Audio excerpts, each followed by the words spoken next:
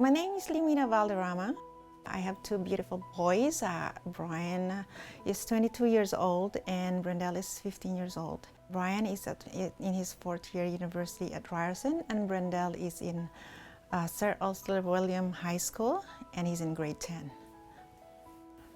Brendell is diagnosed with cerebral palsy, and also he has seizure disorder. He has a chronic lung disease and he is prone to pneumonia. I get up very early in the morning. At 5:30 to 6 o'clock in the morning, I had to get ready because there's some meds that is to be given early in the morning. Okay, Brendell is a very sociable child, and he is a very peaceful, quiet. Brendell is 15 years old now. So basically, I stayed at home for 15 years, and that's the greatest joy, that I make a decision for myself, and I see that, even a lot of people, I said, with all his, challenges when he was at the sick kids, he was even referred to palliative care, and I said, you know what, while I'm still strong and healthy, I said, you know what, I give my time to Brendell. I'm alone, basically, to look after him, and although I have a lot of help from nurses, I have some friends, but there are a lot of times that I look at myself, if something happened with me.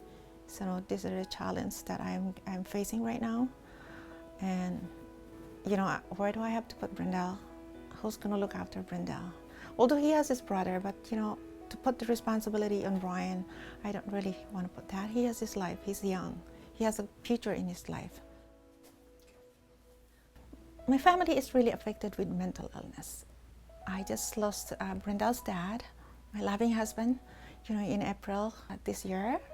And it was tough. Brendell's pediatrician spoke to me about that a lot of parents that has children with disabilities, either one parent or both parents has high rate of, going through depression, anxiety. You get tired physically, mentally. Sometimes you don't understand how the kids go through, especially with Brendell, that he's not verbal, he's not mobile.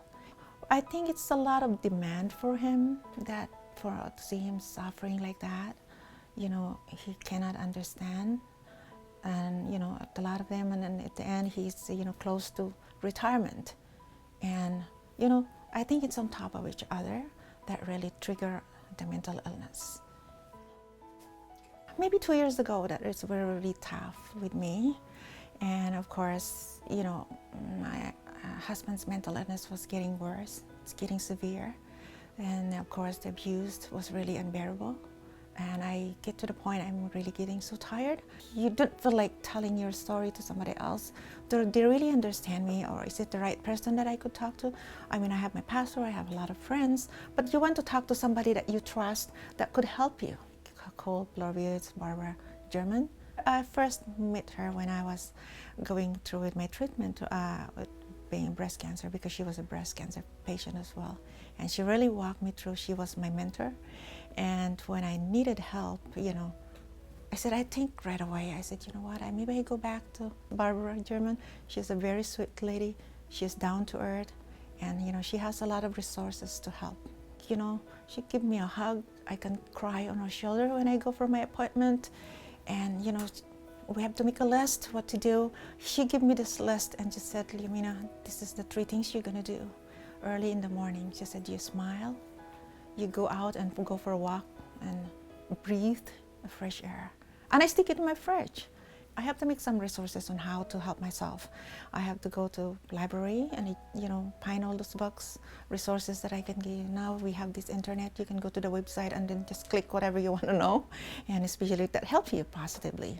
So I read a lot of things, and then when I cannot really, look after myself, I get so tired.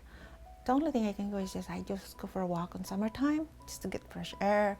I put my earphone. I love to listen to Christian music. I was in a park. This is a park, kids park, and I said, I'm really so heavy. It's a burden. I get into the swing. It's a beautiful morning. Like Brendell leaves at 8, so I have 8 to 9 that I can go walk in summertime. Beautiful. If it's nice weather, and I just swing myself. I was looking in the sky, and I said, oh my God, it's so beautiful, and I start crying. But crying is good. It would just lift up the burden on me, and then I swing myself like a kid. The health practitioner for Brendell, they're really very good. We have a very good relationship with all of them. I know I'm the voice. I'm the eyes of Brendell. Brendell is visually impaired. He can see, and he can hear, but how he's going to verbalize himself to talk about his pain, about what he feels. So I talked to him a lot of times. You know what? I said, you know what? The best, caregiver is always the parent. I was reading in Bloom about self-compassion. And I said, when I was reading it, I said, oh my, this is me. Sometimes, we parents, we forgot about those things, like that we needed some time for ourselves. I have some two friends that are close by. We go to McDonald's, we just go for a coffee. Or I like gardening. So in summertime, I have a beautiful garden at the back. I plant a little, vegetable garden. But I like to plant because, back home, I'm an agriculturist back home. So I like to play with the ground and see my beautiful plants.